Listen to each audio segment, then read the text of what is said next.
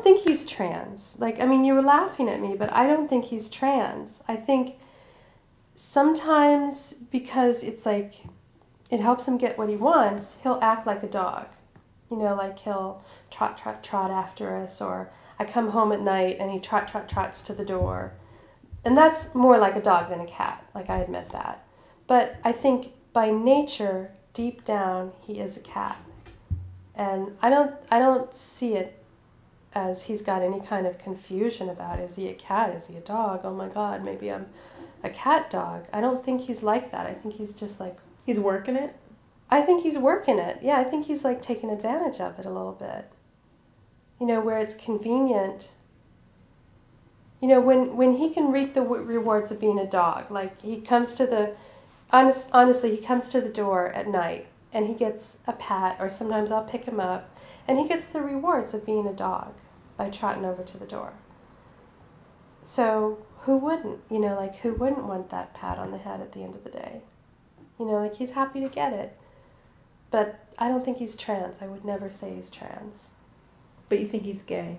I do think he's gay, and that is strange to me. Why does that wig you out so much? I mean, you're gay. You know, like, I'm gay. Well, I've never been discriminated against, but it is a hard life. How is it a hard life?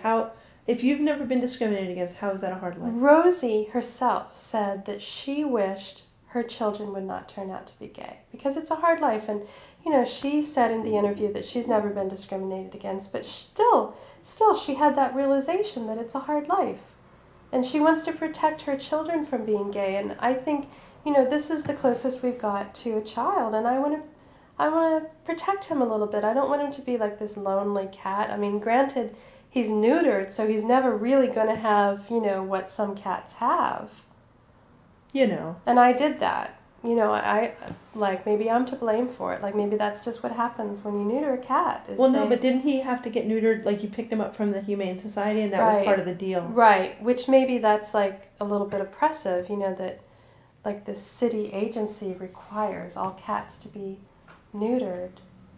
I mean, not oppressive. I think it's a good policy because there are too many cats in the world. You know, and if he is a gay cat, like we suppose, he might not be reproducing anyway. But you never know. Spike, are you a homosexual? Spike, are you a homosexual? Are you? See, he's like acting like it's not an important question.